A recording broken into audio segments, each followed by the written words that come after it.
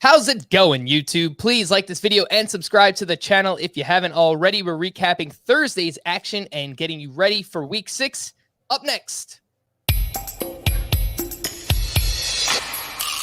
Alcantara, Soroka, you look so good in Boca. Peralta, Manoa, bounce back for Aaron Nola. Giolito, Bushido, Staccato and Fado, value so high, but ADP so low.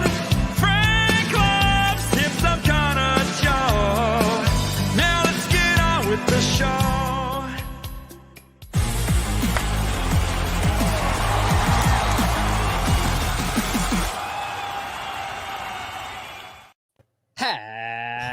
Happy Kokomo Friday and welcome into Fantasy Baseball today on May 6th. Frank Stampfl joined by Scott White and Chris Towers.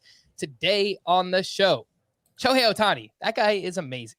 Encouraging signs from a few players, Week 6 sleepers, 2-star pitchers, and much more. But first, oh my goodness gracious. Oh my goodness gracious. Scotty, kick us off with one for the brand. So I was minding my own business this afternoon, kind of settling in for a day's work, and I received a tweet from someone. Let's see, who was that tweet from? Basically, all it said was he hit one with 5 exclamation marks. This was a tweet from a guy named Arthur Fonzarelli, but I don't think that was his real name. He hit one is all it said. And I knew exactly who he was that he was referring to. And that was Brendan Rodgers. Brendan Rodgers off the schneid with his first home run. And Brendan Rodgers, he's coming around. His last 4 games, 6 for 16 with that home run, 2 doubles. I think people who dumped Brendan Rodgers, it might have made sense in certain contexts. I'm sure I told certain people they could go ahead and do it, but I didn't think we'd hear the last of him. And I think this is the start of what I was hoping would happen for him all along. Obviously has a lot of advantages playing half his games at Coors Field. And I think he's going to be one of those bats that we see heat up during the summer. Well, as the weather warms up. It's not summer, I guess, for a month and a half, but you know what I mean. It's going to be good. It's going to be good for Brendan Rodgers still. I think this is the start of it. All right. And again, it's been a super small sample size. Scott, you mentioned what he's done over his last 4 games. Obviously, we only have the data collected on Fangraphs right now for the 3 games entering Thursday. But during that small sample, he is hitting the ball a lot harder. Brendan Rodgers is. Lots of line drives, I noticed as well. His roster rate is down to 53% over on CBS. Scott, I don't know that he needs to be added in points leagues. I mean, maybe if you just have a spot on your bench and your second baseman or shortstop isn't working out. But I would say in any league with a middle infielder, Brendan Rodgers should be re-added if he was dropped. Yeah, it's hard to imagine he was ever dropped in those formats. Right. But if he was, I'm sure there are some out there where he was. And yeah, he's got 7 batted balls of at least 100 miles an hour over his past 4 games now. That's very nice. That's quite a lot. So, yeah, that's a good sign. 6 games next week for Brendan Rodgers, 3 of those coming in Coors Field. So if you need a second baseman or shortstop, as you may have noticed, second base kind of has been a wasteland to start the season. So if you want to ride the hot hand there, 3 games again in Colorado, that is Brendan Rodgers. Chris, let's stick with the theme here. We'll go with a brand name for Towers. Who is that? Yeah, this guy had already hit a home run this season, so it wasn't quite as momentous as Brendan Rodgers' game. But Christian Yelich had 3 hits in 5 trips to the plate on Thursday. He homered. He had 3 batted balls of 110.6, 111.7, and 113.6 miles per hour. Those are all very hard hit. He also had another one of 106.2 miles per hour. So 4 batted balls of over 106 miles per hour. All of them were line drives or fly balls. His one line out was a 19-degree launch angle 106 mile per hour ball with a 780 XBA. Obviously, chances of it actually being a hit are lower than that in this current environment, but all of that's very good. He hit the ball really, really well today. He's hit the ball for the most part really, really well all season, and the results just haven't been there for him. But he ranks in the 86th percentile in average exit velocity, hard hit rate, 96th percentile. Max exit velo has been there, 114 miles per hour, I think is 112 miles per hour is his max exit velo. 78th percentile in xWOBA. So I think most of the signs are promising for Christian Yelich. Not like he's back to being an MVP because he's still striking out more than he did back then. He's not hitting the ball quite as well as he did. But yeah, the average launch angle up to 9.4 degrees. That is the second highest of his career. You put that together with how hard he's hitting the ball. And the results are going to be, I think, very good moving forward. And we've seen some signs of it. He's got 3 multi-hit games in his last 5. So yeah, I'm feeling pretty confident that Christian Yelich is going to be very good this season. But Chris, do games against the Cincinnati Reds count? He still has like 15 of them. So even if they don't, That's fair. they would still. Yeah. I get tired of the, this isn't an actual major league team. He's playing against children on a playground. No, he's not. Would this Little League World Series team actually beat the Cincinnati Reds? I love when people do that for like today's football. Lineup. Look, I'm not going to say it was a little league team, but like it was bad. TJ Friedel, assuming that's how you pronounce his name. Oh, Brandon Drury, Tommy Pham, Mike Moustakas, Tyler Stevenson, Colin Moran, Matt Reynolds, Ronnie Dawson, Albert Almora Jr. How many of those guys would start on 5 other teams in baseball? It's not great. How many of them was Christian Yelich hitting off of? Ooh. Well, sure, but we're not sure Hunter Green is all that good. He certainly doesn't look great right now, and Luis Sessa and Tony Santini. I've got you arguing against Christian Yelich now. Do you understand? I'm not arguing against him. I'm just saying the Reds are as bad as portrayed.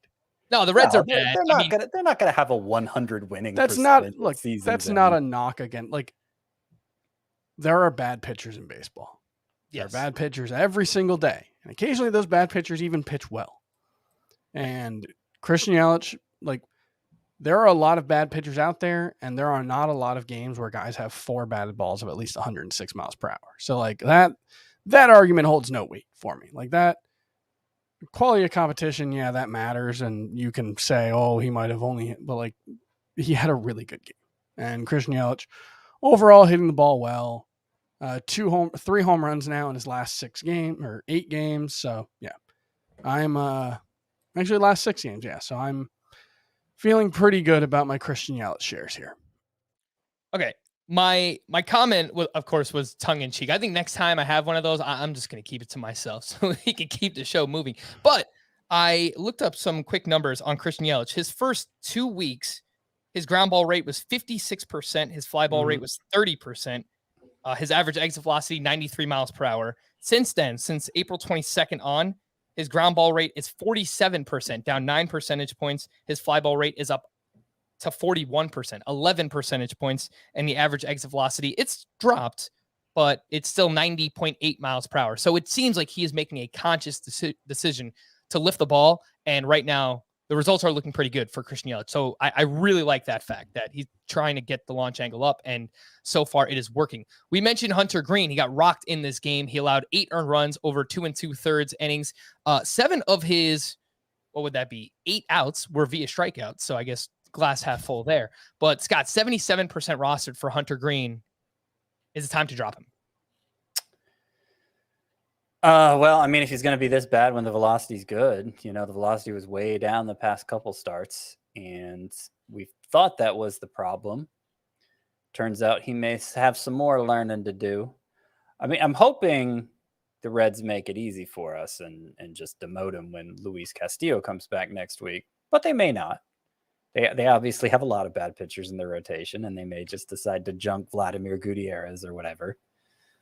But it seems like Hunter Green could stand to reset in the minors. So wouldn't surprise me if that happens.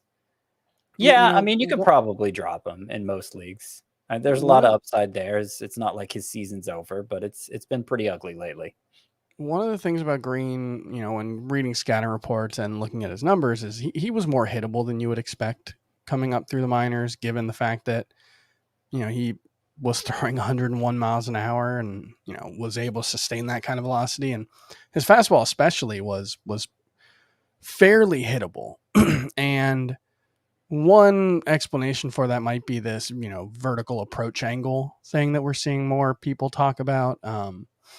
He doesn't have a particularly good one. I'm trying to think of the right way to phrase it, but his fastball comes along the vertical plane at the same plane as the batter swings more often than not, in a way that just doesn't make it conducive to missing bats, even with the kind of velocity he has. Now, the velocity he has and the spin that he generates, that does make the pitch still fairly effective, but it's gotten hit really hard. And while he's getting whiffs with it, when guys are making contact with it, the average exit velocity against on the fastball this season for Hunter Green is 95 miles per hour. And that was coming into today's game when he had 7 balls in play with an average exit velocity of 103 miles per hour. So yeah, you got crushed. If everybody was hitting like Christian Yelich off Hunter Green, maybe we can write it off. I don't know. But yeah, you give up 5 home runs. I think he's droppable. Yeah. It reminds me a lot. For what it's worth, I think Christian Yelich is awesome. I wasn't trying Yes, I don't know if I was my You're a hater. It's fine. Joking around gets misconstrued there. Yeah, I mean, of course, I'm just trying to find a way to take a jab at the Reds. But, I mean, they are going through a lot right now. They got a COVID situation going on, and obviously a lot of players hurt. But, I am very encouraged as well on Christian Yelich. And, by that same token, whenever we talk about one, we have to talk about Cody Bellinger. I know the batting average is way down, but StatCast numbers actually look pretty decent for Cody Bellinger. So I like what we've seen from both of those guys. Real quick on Hunter Green, reminds me a lot of early career Nathan Eovaldi, where the fastball velo was great, but he was just very hittable. And that vertical approach angle, Chris, it's basically the opposite of what Joe Ryan does. So Joe Ryan has this deception that makes it look like the fastball's rising. And it's he's got a low release point. Yeah. And Hunter Green is basically the opposite, which makes that fastball very hittable. Oh my goodness gracious, for me, no surprise. Shohei Ohtani posts his second double-digit strikeout outing of the season. This one at the Boston Red Sox. 7 shutout, 6 hits, 0 walks, 11 strikeouts, 29 swinging strikes on 99 pitches. That is the second most swinging strikes by an Angels pitcher in the pitch tracking era. So that is since 2008. The most against the Red Sox also, I saw. Do you know who is number 1 since 2008? Most swinging strikes by an Angels pitcher? Didn't Patrick Sandoval have a crazy high one? Like a 33 swing miss pitch last year? It was Patrick Sandoval. Yeah, that's awesome. Anyway, Shohei Ohtani, look, he was just absolutely ridiculous. Outside of that one start against the Texas Rangers this year, he's been awesome. 3.08 ERA. The xFIP is 1.54. He's got 41 strikeouts to 5 walks over 26 and a third innings pitched. The fastball velo is up. Scott, I know we've mentioned this before, but if Ohtani's pitching this well, we're talking about a borderline top 5, top 10 starting pitcher, and he's already just a top 5 hitter for fantasy purposes. So I kind of think we're inching closer to, you might actually have to make a decision every week whether you want to use this guy as a hitter or a pitcher legitimately. Yeah, I think that's fair. Now, we talked about it after his first start when we saw his velocity was way up and he got a ton of whiffs against the Astros. And, he's only had 2 quality starts. He's only had 2 double-digit strikeout efforts. I have I have one, where he's split into 2 players, a hitter and a pitcher. I have him, the pitcher version, in one league, and I actually sat him this week because of the whole groin thing he had going on. Yeah, I was playing it safe. Oops. Darn. But yeah, I mean, I don't think most people are in a position where they're going to be thinking about using Ohtani as a pitcher.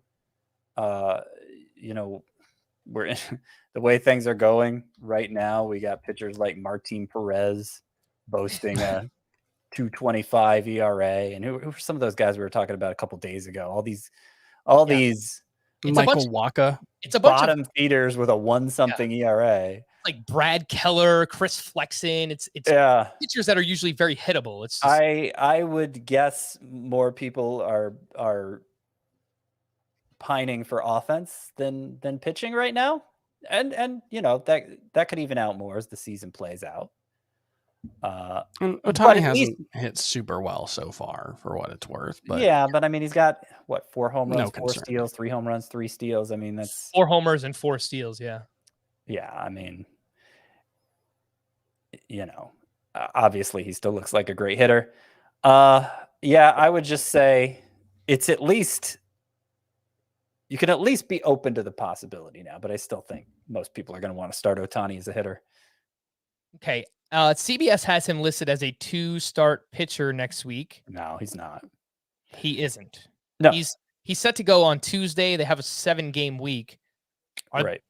They're not. Are they still going with a 6-man rotation? He is going. Yeah, they're always going to go with a 6-man rotation as long as he's a part of it. And that's kind of the problem with Ohtani too. He'll almost never be a 2-star pitcher. So I have him. I bumped him to Wednesday when I made out my whole pitcher table for this week. So no, I don't have him as a 2-star pitcher.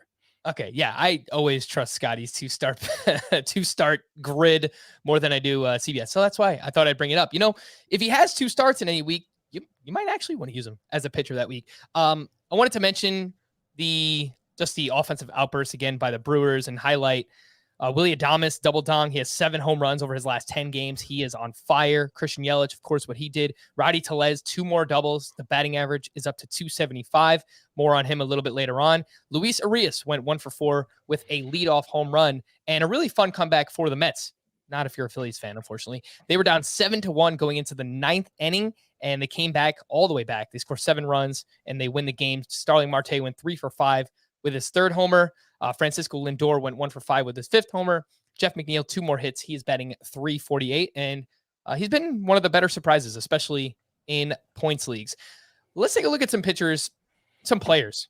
Encouraging signs, some potential breakouts here as well. Aaron Nola, obviously he's already broken out in the past, but I really like what I've seen so far. He's thrown 3 straight quality starts, this one against the Mets, 7 innings, 1 run, 7 strikeouts. He had 15 swinging strikes, and he's doing a great job limiting hard contact. The ground ball rate is back up this year, way up, 52%. Last year, that was all the way down to 40%. And I think that was like a big reason for what was wrong with Aaron Nola last year. So I love to see the ground ball rate back up there for him. Tarik Skubal was awesome at the Astros, 6 innings, 2 runs, 9 strikeouts to 0 walks.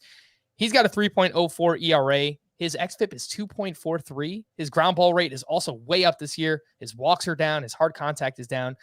He looks like a potential breakout as well. So, Chris, I'll throw these 2 names your way. Aaron Nola, what have you seen? Are you trusting it? Tarik Skubal, do you think this breakout is for real?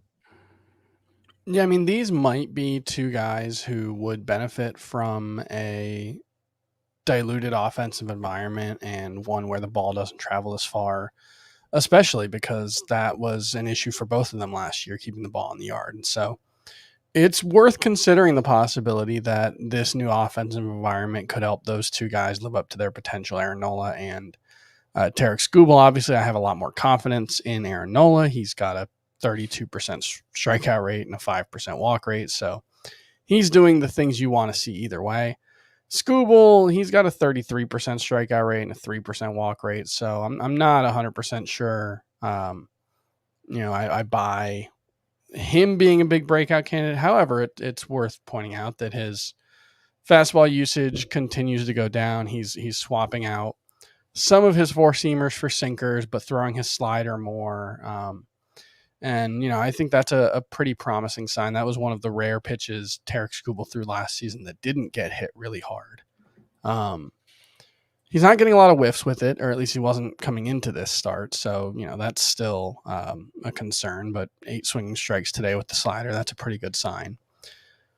I'm skeptical, but open-minded regarding Tarek Skubal's breakout chances, but I wouldn't say he's someone that I'm actively looking to acquire. All right, Scott, you get a much less exciting player to talk about here. Aaron Savale, he wasn't great on Thursday, but encouraging signs. He had 8 strikeouts, 16 swinging strikes against the Toronto Blue Jays. So obviously tough matchup there. I noticed the velocity was up a little bit on all of his pitches. He leaned way into the curveball, which has been his best pitch by far this season. Were you encouraged by what you saw from Aaron Savale? I mean, I noted the same things you did. So it's not like he's just resting on his laurels. He's switching around his pitches. He clearly just figured out that the curveball was working for him in this start. And yeah, his velocity returned closer to normal after being way down early on. So, he's still a guy who throws a lot of strikes. He's an efficient pitcher who can go deep into games. Is he going to be able to limit enough damage to be of use in fantasy? I have more optimism for him than somebody like Dylan Bundy. After his last start, that is what we in the industry call damning with faint praise. I was at the point of telling people to drop Savale after his last start, and I don't think he did enough here to say, okay, we'll pick him up again. But, it wouldn't be surprising if he emerged as a useful fantasy option at some point. All right, Scott, you will also get the hitter on this list. And Tyler Stevenson went 2 for 4 with a sock and a shoe. His 3rd home run, his first steal of the season. He's batting .263. He missed some time on the concussion IL with that collision at the plate against Luke Voigt. That's who it was. Are you buying what we're seeing so far, Scott, from Tyler Stevenson? I mean, I think he's a fine starter in fantasy, and that's basically what he's performing like, right? I don't know. The underlying numbers. I don't know what exactly you're asking me to buy, I guess. I think I buy him as a starting caliber catcher in fantasy. All right. I just know that we were, collectively pretty skeptical. Yeah, well, I mean, there were guys I liked more, like Kirk and Garver. He seemed to be going high relative to other catchers, but obviously in season the analysis is different. I'm not looking to dump Stevenson for, I don't know who's a catcher tried. Like, is any catcher performing well enough on waivers? Yeah. I guess I still like the upside of. I guess I still like the upside of Alejandro Kirk more. He had his first home run today. Got off the schneid himself. A bunch of players I like getting off the schneid, and I could see making that switch, but it's. Tyler Stevens probably going to be fine for you, so I don't know that it's necessary. All right. Yeah, I noticed his underlying numbers. I didn't get a chance to look before the show, but the expected batting average entering Thursday was 196. So, really small sample size. Again, he's missed some time, but, hitting in Cincinnati, playing a good amount of the time there. Probably get some games at DH. I think Tyler Stevenson is fine. What is wrong with these two players? Trevor Story, 0 for 4 with 4 strikeouts on Thursday. And apparently there's been some drama regarding Xander Bogaerts not getting his contract extension. And I saw an article on ESPN the other day where it was like they're making the best of an awkward situation because Xander Bogaerts knows that Trevor Story is like his heir apparent, I guess. And overall, the Red Sox are just not performing as a team. They're 10-16. They're minus 18 run differential. But Chris, specifically Trevor Story, it's been a real rough go his first month out of Coors Field. Yeah, when you look under the hood at the underlying numbers, like he's striking out a little bit more than you want to see, 28%. Hard hit rate is down to 34%. That would be a career low. That's obviously exacerbated by an even worse offensive environment. He's hitting more infield pop-ups than he did last season, although he is hitting more line drives as well, so that's not necessarily a bad thing, at least in terms of the batted ball profile. But I don't know. You look at it all, and it just, I think it mostly just says he's cold. And not in a, I don't think in a way that you should be worried about. But, it's possible that the underlying stats here that suggest that he's a worse player, that he's not hitting the ball as hard, that he's striking out more, like all of that could be the leading indicators of a massive slip in production for Trevor Story that would be exacerbated by him being out of Coors Field, and that would be the concern here. But I think it's still too early. We're 90 plate appearances in, and I know that you're tired of hearing that. If you've got Trevor Story on your team, and let's say you've got Trevor Story and Joey Votto, and who's another player who's preferred, Trevor Rodgers, and you're probably tired of us saying stuff like that while you slip further and further down the rankings. But that's probably the truth. Mm-hmm. It's probably just that Trevor Story's in a cold spell right now. And he's going to get hot at some point, and he's going to lock in, and he's going to look like a much better player. And that's what I'm willing to bet on. But I can't specifically point to X, Y, and Z in his profile and say, well, he's actually gotten unlucky. He's not one of those guys. He's earned his struggles. I don't know about you guys, but seeing some real improvement from my fantasy teams this week. Hoping that's the patience paying off. Except for one. There's one slacker out there. Need a lot of fire under its behind. Get it going too. Have a stern dad talking to. Yeah, it's got Marcus Simeon on it. Jorge Soler. Yeah, that's what were you thinking? Couple of guys who are up to no good. Yeah, and I need to start making trouble in their neighborhood.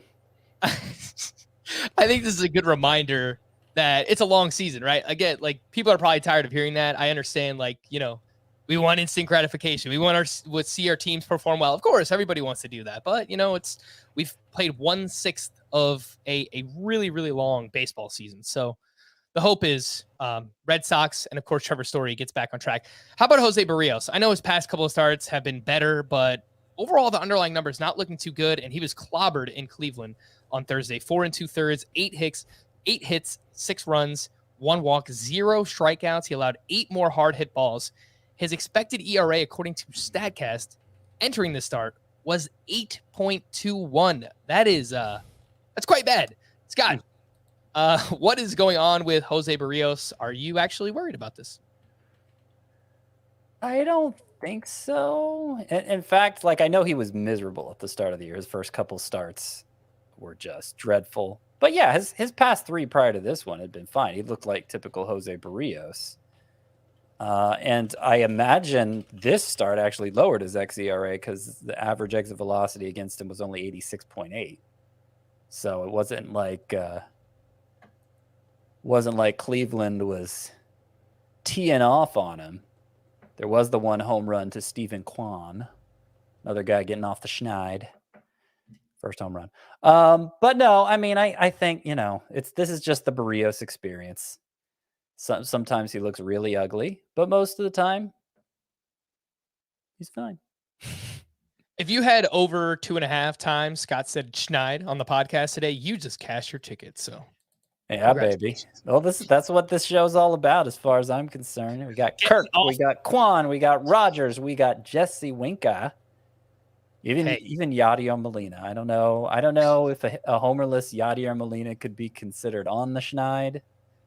But if so, he's off it now. I mean, if Stephen Kwan could be on the schneid, then I think Yadier Molina could be on the schneid. Why are you acting like Stephen Kwan's this guy is going to hit like D. Gordon or something? D. Strange Gordon, excuse me. Because that's what he's done for most of his professional career outside of 87 games last year. Well, I mean, he's a young guy. You get bigger, you get stronger. Isn't he like 25? That's young. He's not like that. That's young. How young are you? I'm older than that. Exactly. Hey, but I didn't have a lot of potential when I was 25. Who came up around 25 years old and he's pretty good? Aaron Judge. I don't think Stephen Kwan's going to be Aaron Judge, but I mean, really? No. Probably not. Maybe the batting average version of what would that look like? Batting 400, I guess. I don't know. I don't think that's going to happen, but Stephen Kwan's all right. Should you add these players anywhere? I'm going to throw 2 pitchers your way, Chris. Nick Martinez, nice little pitchers duel up against Jesus Luzardo on Thursday. Martinez, 7 innings, 1 run, 4 strikeouts, his longest start of the season. He is 12% rostered. He's up against the Cubs next week. And Rich Hill through 3 straight scoreless outings now. His ERA is down to 2.86. He is 7% rostered. Would you look to add those in any leagues, Chris? Nick Martinez, Rich Hill. I think Hill especially, there's little to be excited about there because you're never going to get more than 5 innings out of him, almost certainly. So you're hoping for good ratios and strong per inning production. And I don't think you can count on that moving forward. The underlying numbers don't necessarily back it up either. So I am more interested in Martinez, but he's just a 15-teamer, I think. There's not a lot of strikeout potential there, I don't think. And there's a chance that the Padres either go with a 6-man rotation or move him to the bullpen. He is under a relatively long contract. He signed for 4 years this offseason, but it's not big money, so it's not like they're married to keeping him in the rotation. So they already now have a 6-man rotation with Clevenger back, and I'm sure Nick Martinez hears the talk about Blake Snell, who made another rehab start, which was not great. It was very Blake Snell-esque, but when Snell returns, someone's got to get bumped. So I think Nick Martinez hears that, and he's all right. Well, and I mean, if they're 6-man right now, 2 guys are eventually going to get bumped, you would think. It's not looking good for old McKenzie, which seems lame. But, yeah, I'm actively rooting against Nick Martinez for McKenzie's sake. I mean, I'm sure Nick Martinez is a fine fella. I'm sure he's got people depending on him. But he's made bank already. So, he's got the contract. Right. Just, that changeup does look better, but not good enough to make me forget about McKenzie. So, I mean, just from an opportunity standpoint, I don't know that there's much incentive to add Nick Martinez even when he pitches like this. But I'd like to see him pitch like this less often, to be perfectly honest. Scott, real quick, Chris and I spoke about selling high on Mackenzie Gore on yesterday's podcast in redraft leagues. Is it something you would look to do right now? I mean, yeah, it is kind of interesting for as well as he's pitched, and I know he didn't get many strikeouts in his last start, but the totals have been pretty good overall. How low the swinging strike rate is, and he's just relying on his fastball so much that, I mean, even if he does hold on to a spot, there is an opportunity for regression there, I think. So, sure, I mean, it always comes down to what are you getting, Sell high. If you can get one of these hitters that is off to a slow start. I don't know how real. Will you get Jose Abreu straight up for him? Probably not. That's sure. But I kind of hope you don't need to ask me if that's the case, if you can get Jose Abreu or Marcus Semien or Trevor Story but even somebody a little bit lower down the spectrum. I don't have any specific names in mind. I know. But isn't that always the thing? Would you trade Mackenzie Gore for an injured Jonathan India? Yeah, I would. Okay. I think that's closer to the tipping point. Sure. All right, so let's do that. Let's run through some of these waiver wire hitters real quick.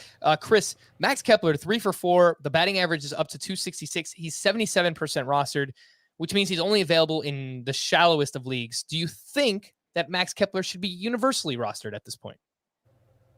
It's always, once we get to this point, we're always talking about the 3 outfielder leagues, mostly 10 and 12 team 3 outfielder leagues. And I don't think he's going to be one of the 36 best outfielders moving forward, let alone one of the 30 best. But I don't know if there are 30 good outfielders right now. Yeah, no. When I do my rankings, I kind of feel like I hit, 26, and I'm just oh. Yeah, there's a definite point there. Remember, the first week of the season, I moved Connor Joe and Steven Kwan way up, and I know you guys, Chris especially, wasn't comfortable with it. But there's just a point in the outfield rankings where it's these guys are good, and these guys, I don't know. And so anybody who gets hot immediately jumps to that point in the outfield rankings, basically. And so I think Kepler, I mean, Kepler, for points leagues, if we're talking about the shallowest format, he has the built-in advantage of not striking out much. And we've seen him be a top 36 outfielder before. Obviously, it was a couple years ago. I would bet against it, but it is kind of that, like, if you have an outfield need, you're kind of just swapping out the hot hand until one of them sticks, is how I feel like it. I'd feel more comfortable starting him than Joey Gallo in a traditional 5x5 league right now. Yeah, That's something.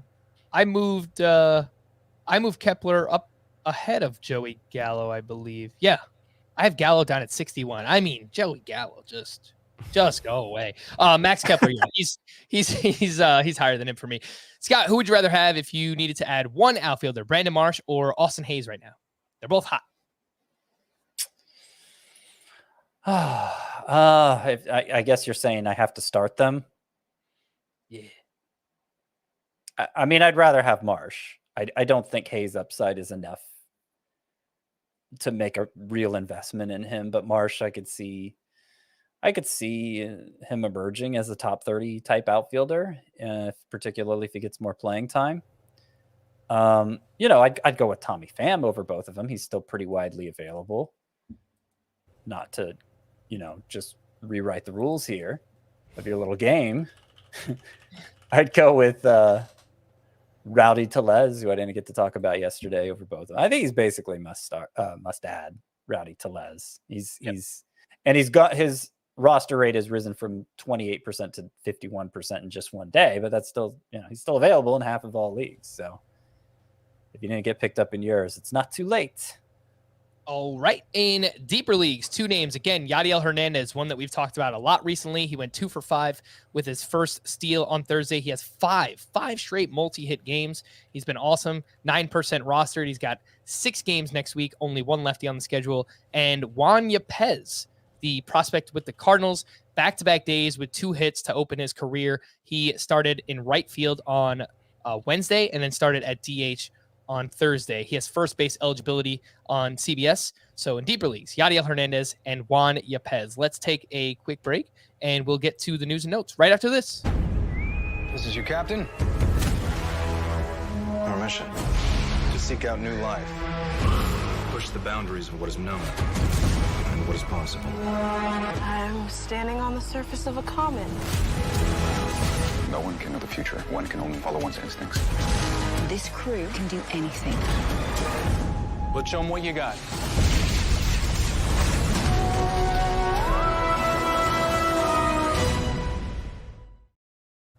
The news and notes. Carlos Correa unfortunately exited Thursday's game after getting hit by a pitch twice, and one of those on his hand, and early imaging suggests that he does have a non-displaced fracture in his finger. So I would imagine that's something that could keep him out for quite a while. And Scott, we were talking beforehand, you mentioned the name Royce Lewis, who's a prospect in the Twins organization. If Correa is out for any period of time, maybe he gets a shot. I mean, not just a prospect. He was the number 1 pick in the 2017 draft. And he didn't play any of the last 2 years. He had a torn ACL, and obviously there was a pandemic in 2020. So the last we saw him was 2019, and he wasn't very good that year. There were some mechanical issues he was dealing with. But he's come back this year looking very much like a number 1 overall pick. He's been awesome at AAA. An OPS near 1,000, about an even number of walks and strikeouts, 8 stolen bases already. So the knee is not. You may have added another since I'm just looking at the prospects report piece I wrote Wednesday night. So, and the mechanical issue appears to be gone. His swing's shorter. He's toned down the leg kick that was, kind of making his swing a little noisier than it needed to be. He just looks, he looks like he used that time away constructively to really maximize his potential. And he's still only 22. So it's not like he's behind developmentally because of it. And yeah, I mean, they recently called up Jose Miranda. They've started him every game. So they had enough of a need in their lineup to do that. And now if they're losing Correa, like what's the more logical answer at shortstop than to call up Royce Lewis and give him a shot? So I mean, that's the kind of upside, particularly when you consider the speed element. I don't think it's a bad idea to take a flyer on Lewis anywhere, certainly in categories leagues where you could use some stolen base help. And we'll see what happens. I mean, I know the track record of call-ups the past 2-3 years hasn't been great, but it's still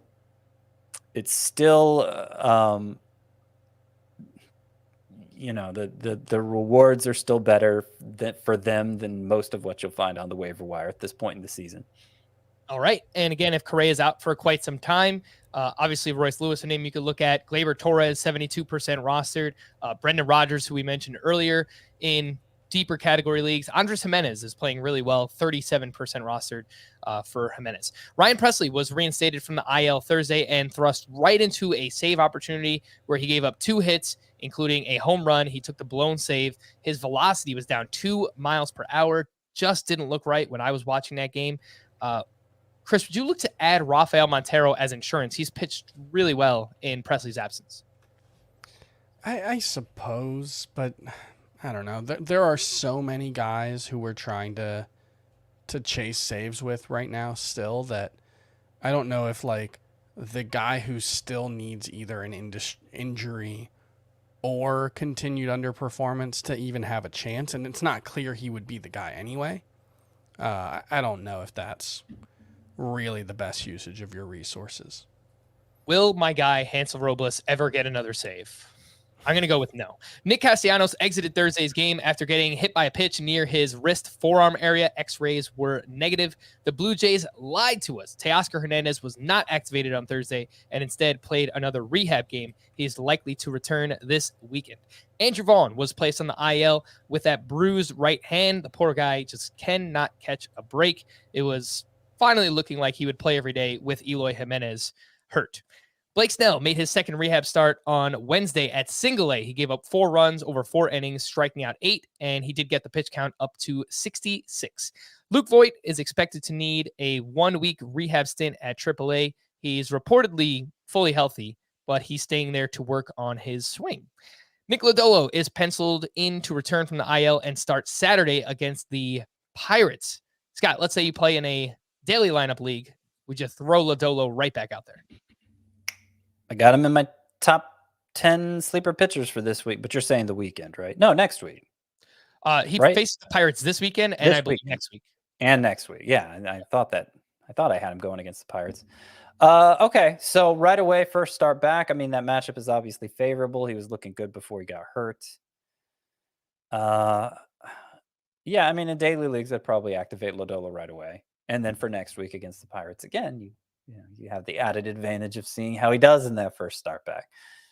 I like it. Matt Brash, don't like this, has been sent down by the Mariners, and he will work out of the bullpen at AAA, though manager Scott Service said this isn't necessarily permanent for Matt Brash. Kyle Lewis will be on his rehab assignment for the majority of the allotted 20 days.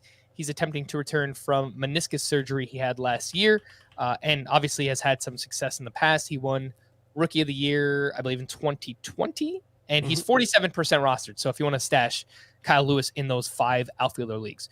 Cole Irvin was placed on the IL with left shoulder soreness, retroactive to May 2nd. Nelson Cruz has missed 2 straight days with back stiffness.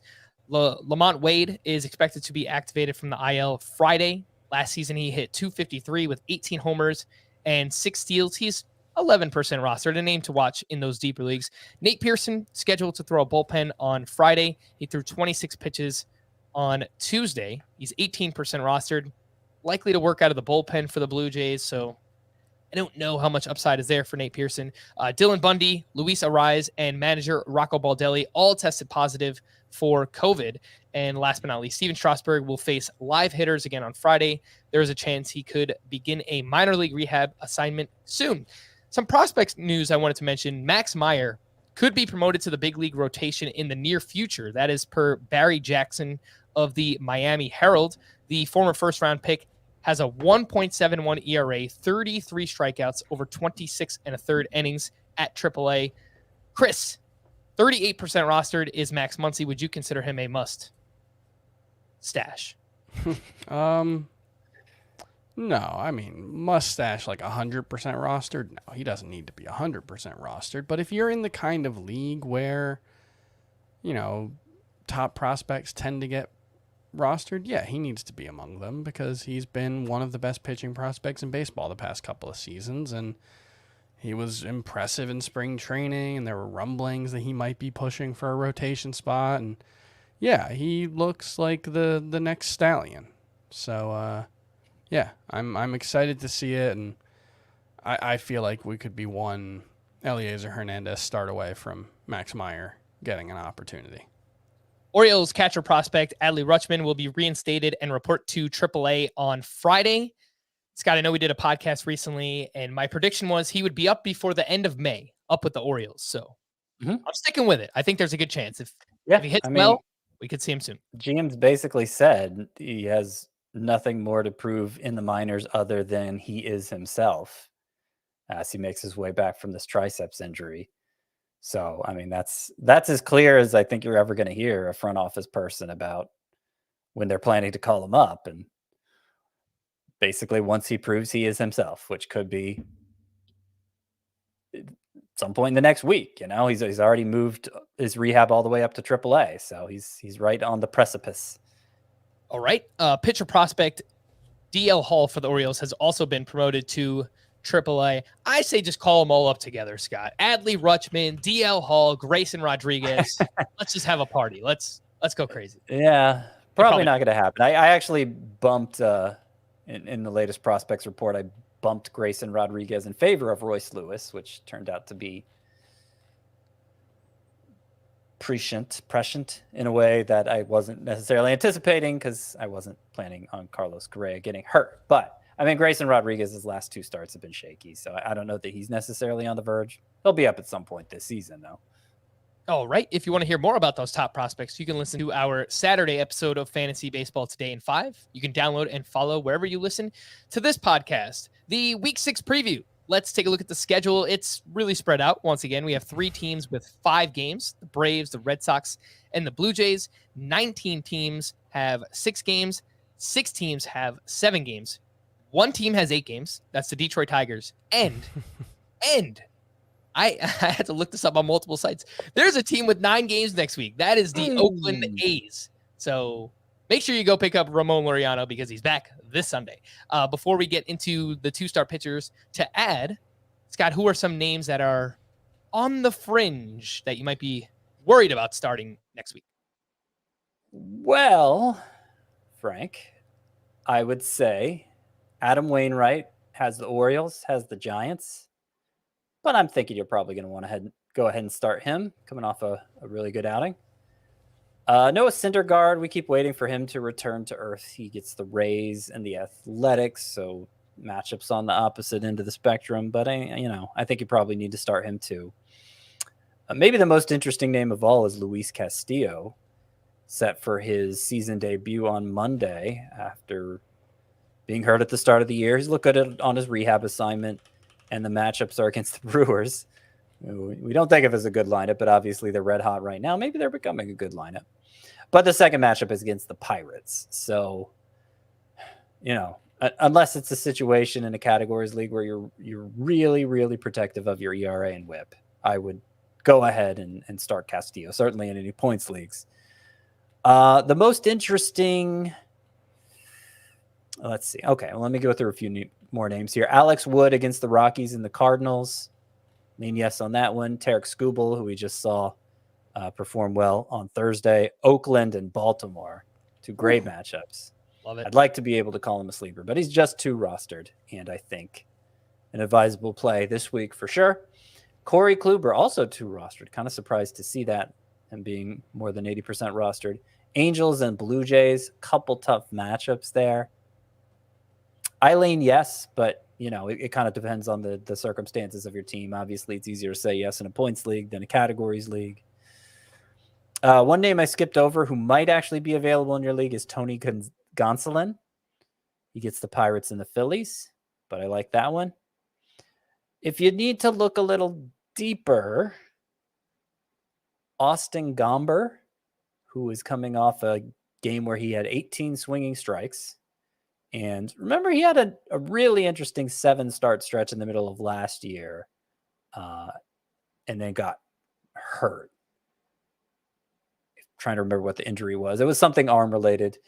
And, seemed to lose momentum after that. Wasn't great when he returned from the injury, but 3 quality starts in a row. Obviously, the big swinging strike effort last time. He gets the Giants in San Francisco, and he gets the Royals at home.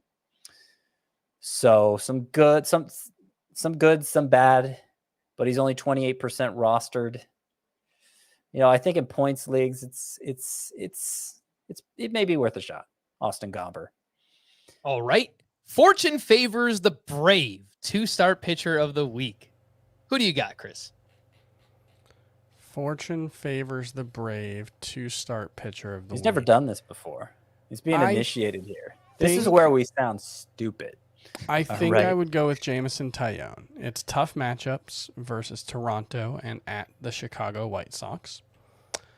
But among the fringy options listed on this list, I think Jameson Taillon is just the best pitcher. So I'm going to go with him. I like it. The White Sox have struggled against right-handed pitching this year, 28th in weighted on base average. For me, again, you don't have to play this player. It's, if you're feeling bold, you're feeling brave, I'm going to go with Michael Pineda just because I like the matchups going up against the Oakland A's and the Baltimore Orioles. Scott, who you have? I don't know. I think I'm going to have a little more fun with this. Now, this is definitely, for what it's worth, the Fortune Brave. Like, it started as a joke because Patrick Corbin was in line for 3 starts the first week of the season, but he's Patrick Corbin, and why would you want to do that? So that's how it started. It's a why would you want to do that pick? And the answer is because I'm just that crazy.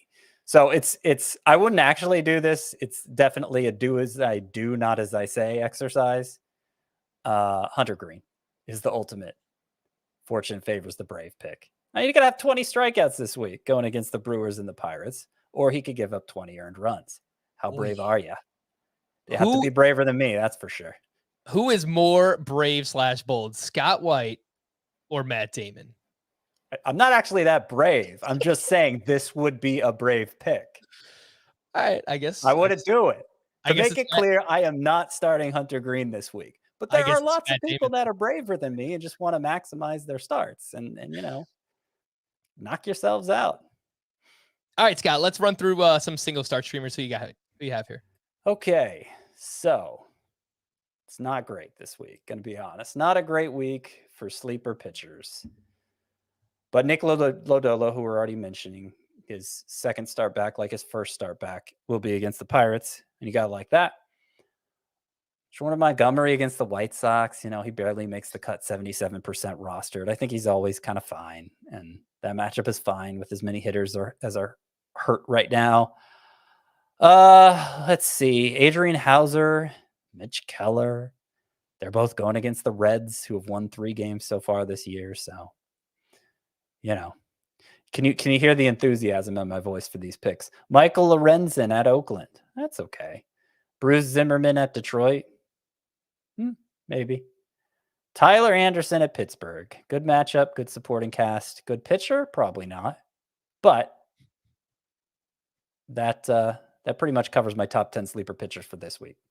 Revenge game, Scott. Tyler Anderson, revenge game. There you go. Book it. I like it.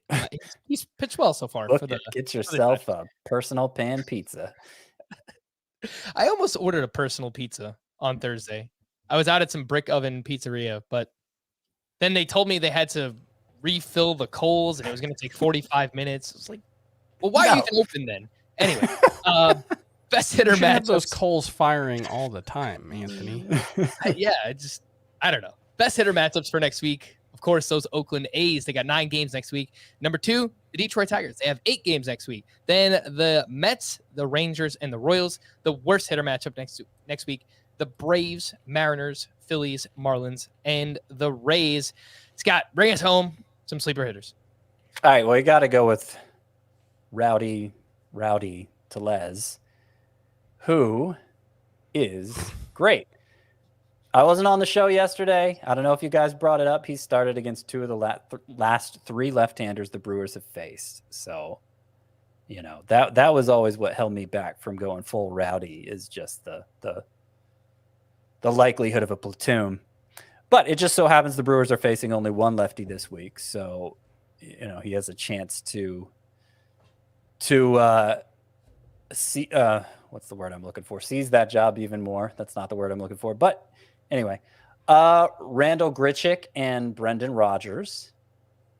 Like, we got to get that roster rate up for Grichuk already. I'm tired of putting him on this list. They get half the week at Coors Field, and Rodgers, as we mentioned, is heating up. Tommy Pham, he's a good pickup anyway. The Reds matchups, they're kind of middle of the road, but good enough for me, given how good I think Tommy Pham is. Stephen Kwan, hopefully he's heating up again. Cleveland faces no left-handers this week, and Kwan's numbers are especially good against righties, as you'd expect for a left-handed hitter like him. Ian Happ.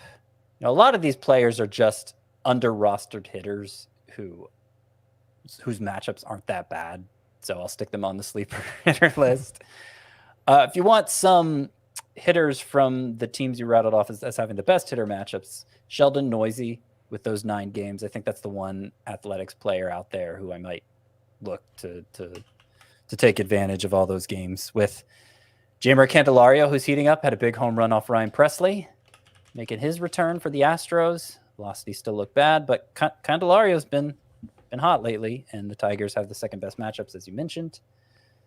And we'll also mention a guy's only 9% rostered, Edward Olivares, getting to bat leadoff for the Royals. Power, some speed, and pretty good matchups. 5th best matchups this week for them. All right, let's wrap up with some leftovers from Thursday's action. The pitchers, Robbie Ray, a mixed bag against the Rays, 6 2/3 innings, 4 runs, 5 strikeouts. The swinging strikes looked really good. Fastball velo up a little bit. Shane McClanahan, he was solid, 5 1/3, 2 runs, 5 strikeouts. Jesus Luzardo, he was doomed by Manny Machado, unfortunately. 6+ innings, 3 hits, 2 runs, 3 walks, 7 strikeouts for Luzardo. And then Miles Michaelis, another solid start, 5 2/3, 1 run, 3 strikeouts to 3 walks. Chris, anything you'd like to add on Robbie Ray, Shane O'Mac, Luzardo, Miles Michaelis? Yeah, McMahon was actually throwing harder in this one. His velocity was up about 1 mile per hour. He was Who's McMahon, Chris? McClanahan. Was sitting around 100 early on, hit 100.7 miles per hour with his fastball. That's range we don't see him at too often. He had thrown 17 pitches above 100 miles per hour coming into today's start. But the results were fine. They weren't. 8 swinging strikes is a really low number for someone who was throwing harder, so that's weird. But I obviously no concerns there. He's making me look pretty dumb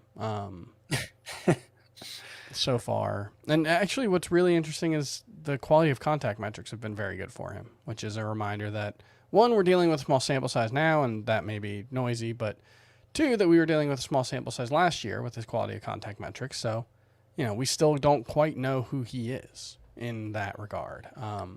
And just talented players often get better. Sure. And then Robbie Ray, I don't know.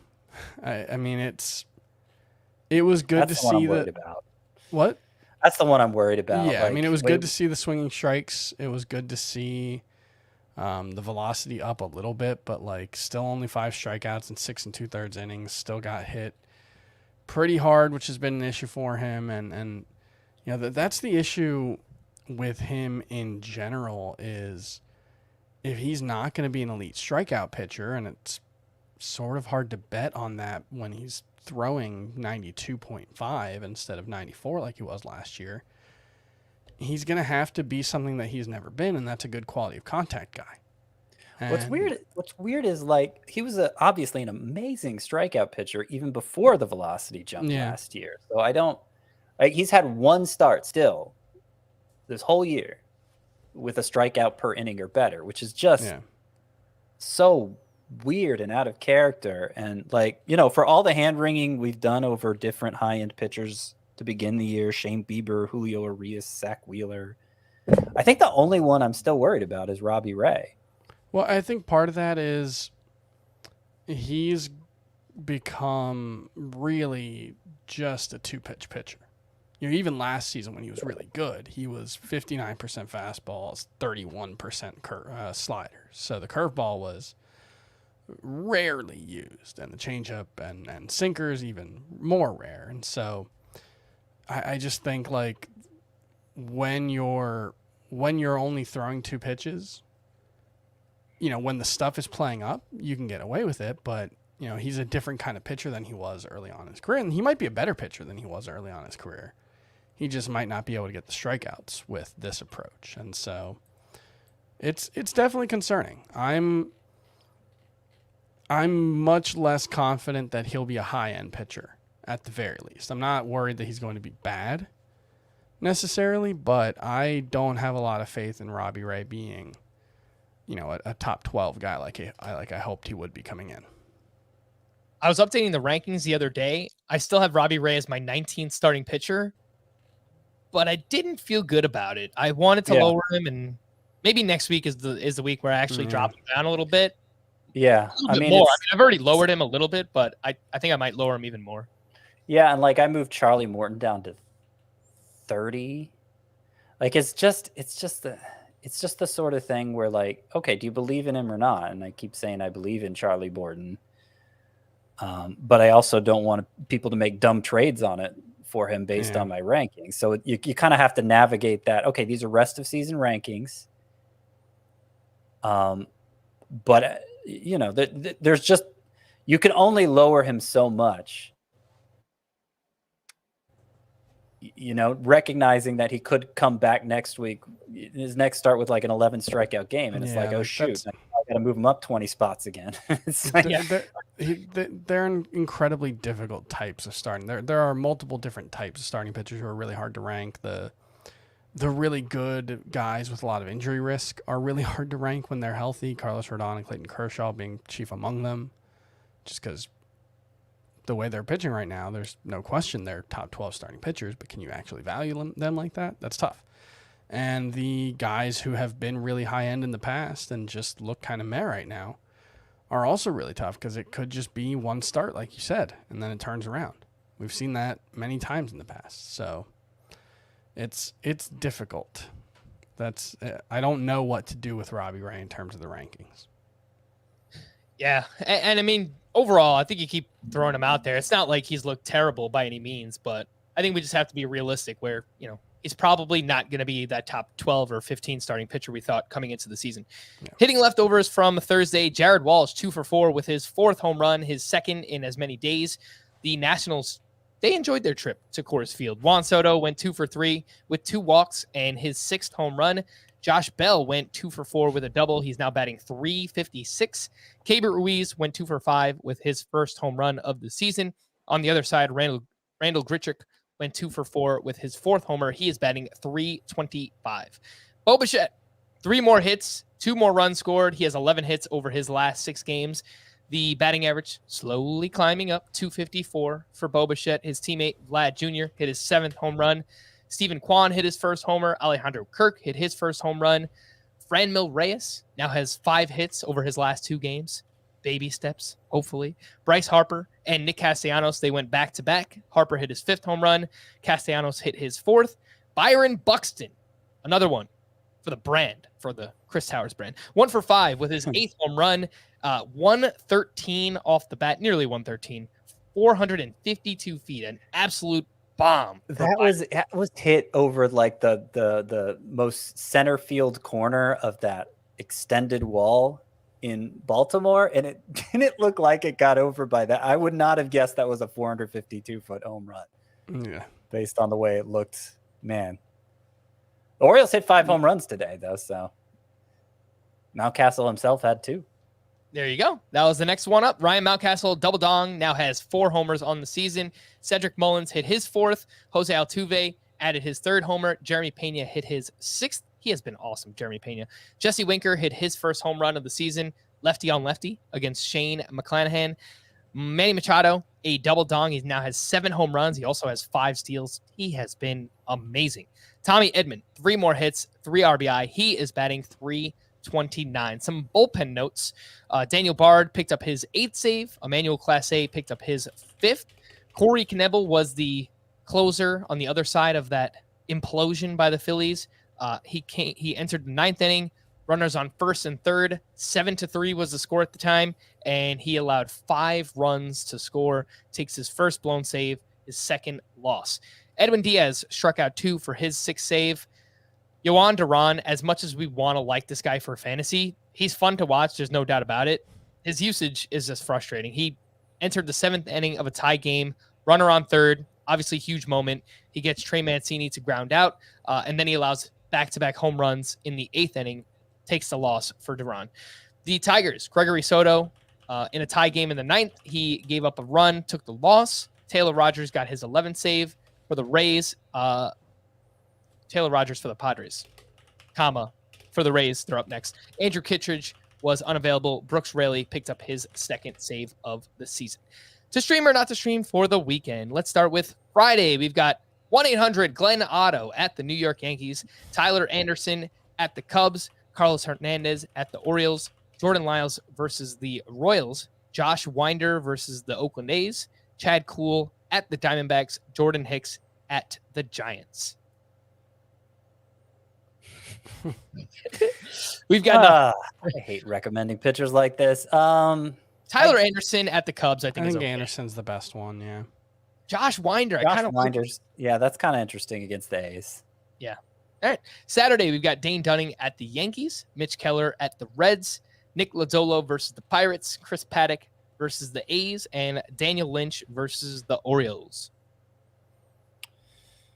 I think Lodolo's the top one, and then Paddock, and I mean, gosh, I don't have a lot of faith in Mitch Keller, but he keeps getting these good matchups. Yeah, against this team, yeah. Yeah. No Joey Votto. The lineup is beat up right now, so yeah. Paddock is one that I like as well. Sunday, we've got Michael Wacha versus the White Sox, Bruce Zimmerman versus the Royals, Aaron Ashby at the Braves, Jake Odorizzi versus the Tigers, Dalton Jeffries at the Twins, Dakota Hudson at the Giants, Chris Flexen versus the Rays. Yuck. I think Zimmerman is by far the most interesting. He's still got that bad fastball that I worry about, but against Kansas City, the way they're hitting right now, I think it's okay. Agreed. We're going to wrap there. For Scott and Chris, I am Frank. Thank you all for listening and watching Fantasy Baseball today. We'll be back again on Monday. Bye-bye.